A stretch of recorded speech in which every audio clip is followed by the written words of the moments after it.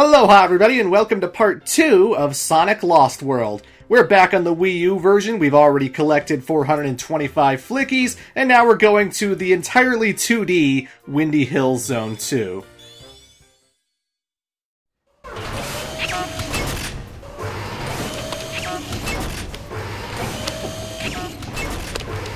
Transformation 101. Bunnies to badniks. Boom! Instant army. It needs to be a big army if I'm taking over the world below. You are quite the mighty conqueror. Yes I am. I conquered you, didn't I? And with your help, I'll not only rule the world, I'll finally destroy that blue nuisance, Sonic. Eggman wants the little hedgehog destroyed. Yeah, well, I feel like destroying something. That's what I like about you, Zaz. Always ready for a fight, even before you know what you're fighting. You bet! Bring it on and I'll rip it up! Win or lose, I'll learn something about our enemy. I like that cutscene because we've never really seen the roboticization process in, like, the video games, you know? You never actually see, like, the assembly line, Orbot and Cubot taking the bunnies and the flickies and putting them into the Motobugs and stuff. That's kind of fun. And this is one of the few times Eggman actually refers to his robots as badniks. I think it happened in Sonic Rivals 2 for the PSP as well, but I have a foggy memory. It's probably happened a few times when I haven't really been paying attention. But either way, folks, this level is entirely 2D. It's also filled with a whole bunch of Orbonauts, and in order to make sure the spikes surrounding those Orbonauts go away, you have to get your homing reticle on them, at which point I guess the badniks get scared of Sonic, and then they shit themselves, and then the spikes go away. And we have the Asteroid Wisp. We actually saw this in the last part in the 3DS version, but there's a big difference between the Wii U Asteroid and the 3DS Asteroid.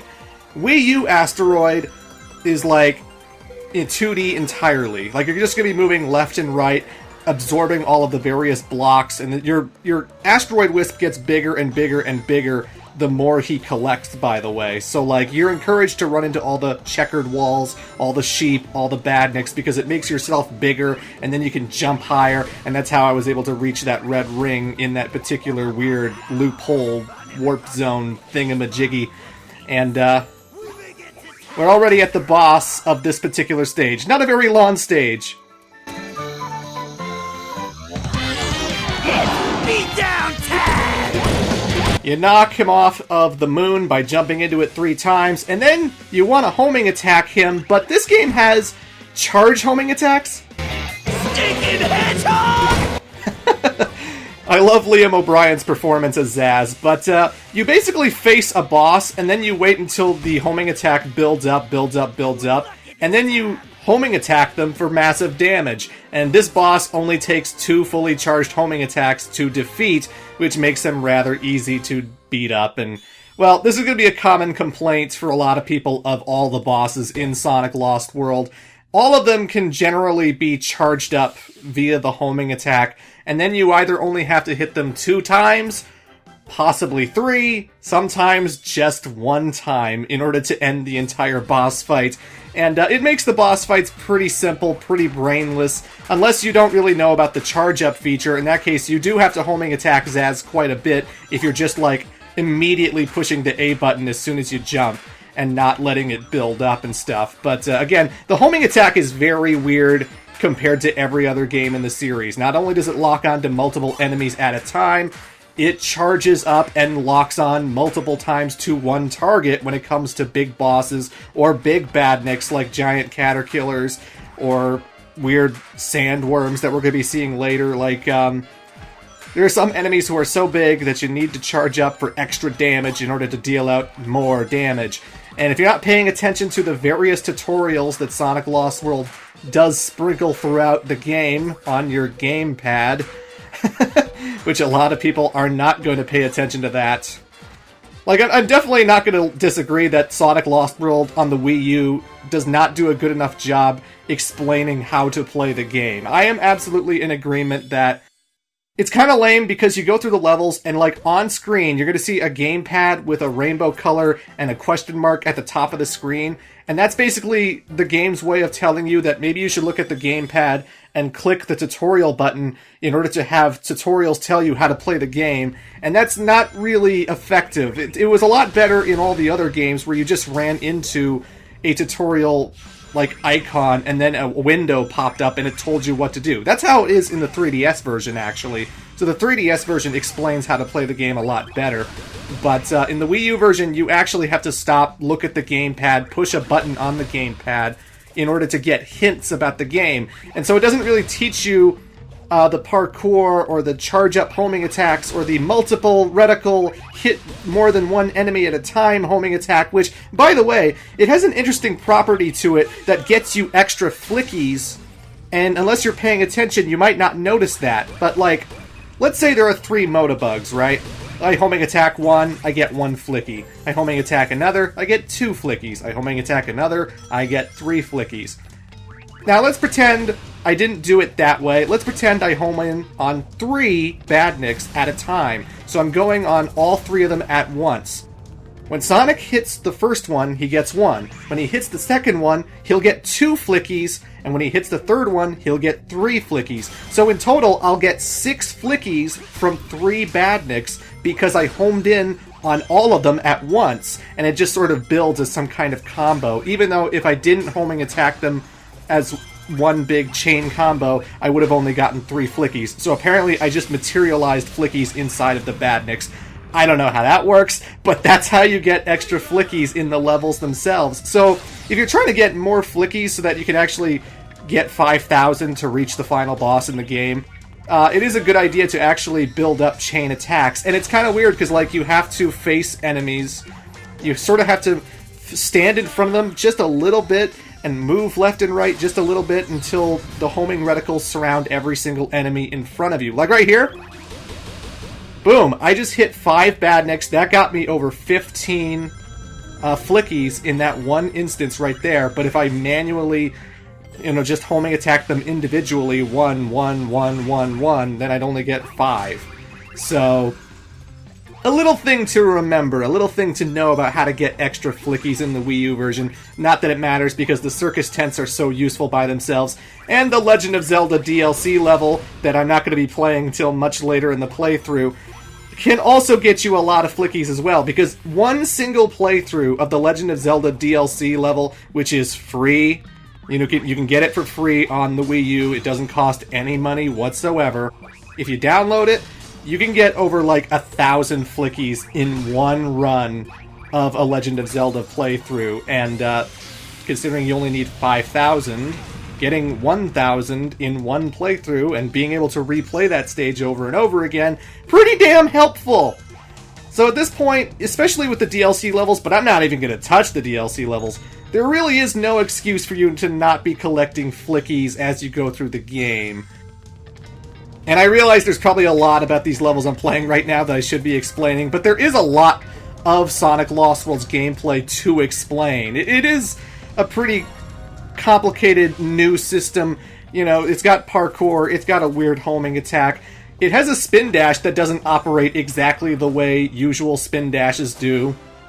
Like, some people might not know that you can actually charge the spin dash and hold on to it, and it sort of acts like a boost, or at least it's Lost World's version of the boost, because you hold the left trigger to spin dash. You build it up, you let go, and then Sonic will go a very fair distance until he eventually runs out of momentum. However, if you let go of the spin dash button, and then Sonic is, going forward as a spin dash, if you grab the spin dash button again and hold on to it, then all of a sudden the spin dash will keep going and it will never lose momentum, and it will just keep running and running and running until it runs into a wall or a badnik or, something that will help it lose its momentum.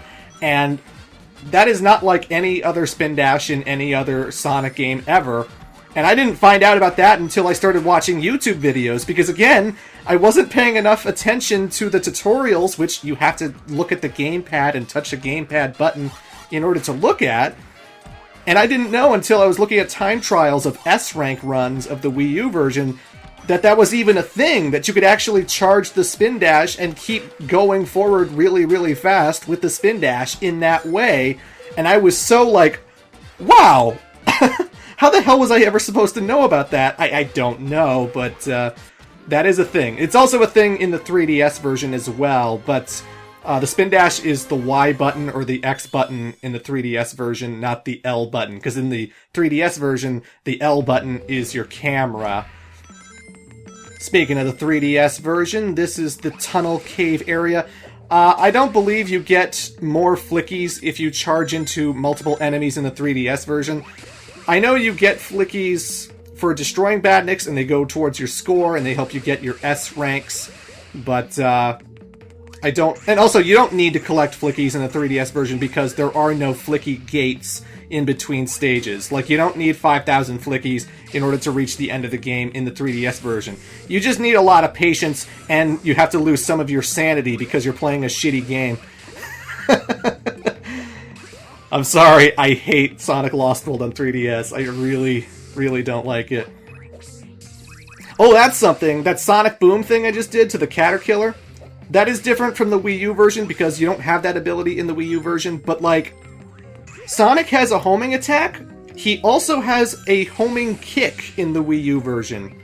Like, if you jump and push the A button, which is the jump button, then he does a homing attack. But if you jump and push the Y button, then he does a kick, which is different from the homing attack. And some enemies can only be killed by a homing attack. And if you try to do a homing attack, like... Okay, I'm getting mixed up. Some enemies can only be killed by a homing kick. Look at this parkour, by the way. This is like the second level, not counting the tutorial. And if you're a little child who's like 5 years old, you're already expected to like hop between these walls and make sure that you don't miss because it's all bottomless pit here. And again, I think this is one of the few good levels in the game, but it escalates difficulty rather quickly because it really expects you to get used to the parkour right away. Whereas the Wii U version, the parkour is not really that intense. It's not really that mandatory to the level design. In fact, the one great thing about the Wii U version is that they usually have alternate pathways where maybe you can parkour through the walls and run alongside the walls through this one segment, but then again, maybe you could use a hover wisp, maybe you could use an eagle wisp, maybe you could use a rhythm wisp. You know, sometimes they always give you all these alternate ways to get through a level, whereas the 3DS version, the level design is a lot smaller and not as expansive as the Wii U version, so sometimes you find yourself having to use wisps you don't want to use, or having to wall run and do the parkour because there really is no other alternative. And, yeah, but still, I got myself a flame shield right now that allows me to touch all the fire here, so I don't have to worry about getting burned unless I take damage, then the flame shield goes away. It's not like the classic Genesis games where if you push the jump button twice, the flame shield makes you rocket forward. No, don't worry. It's just a protective shield that happens to be fire. Like, I'm sliding down this pole right here. That fire comes so quickly, it's really easy to run into that. But luckily, because I have a flame shield, I wouldn't take damage even if I did. Anyway, in the Wii U version, you have a homing kick. In the 3DS version, you have like a homing Sonic Boom thing where like Sonic stays in place, but he shoots like this beam of energy out of his feet, and it damages badniks that way, so, By the way, this level spins so much, it kind of makes me a little bit nauseous, I'm not gonna lie.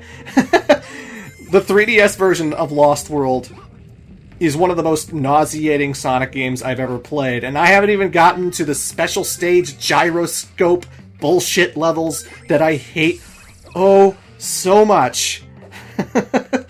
But you spin around a lot in the 3DS version, and, you know, I find with the TV on the Wii U, I can kind of pull back from the action, and I can kind of absorb the fact that Sonic is spinning around in these tunnels and going around these giant loops, and I can kind of handle it, but when I'm playing the 3DS version, I have to look at this tiny screen, and I have to look at, like, everywhere that I'm turning to, because I have to look for the rings, I have to look for badniks that are coming my way, and when Sonic is, like, turning, and then the rings are making him turn, and all this stuff is happening, I don't know, playing it actually made my gut wrench, and it was actually kind of awkward, and it was just like, it's something else, but But yeah, folks, sorry if I'm not talking about the levels all that much, but there's a lot to explain with how this game is controlled, how to play this game, and believe me, part 3 and onwards, I'm still going to be explaining things about how this game is played, so don't worry, I'll get to everything that you have questions about in the future. But yeah, see you in part 3.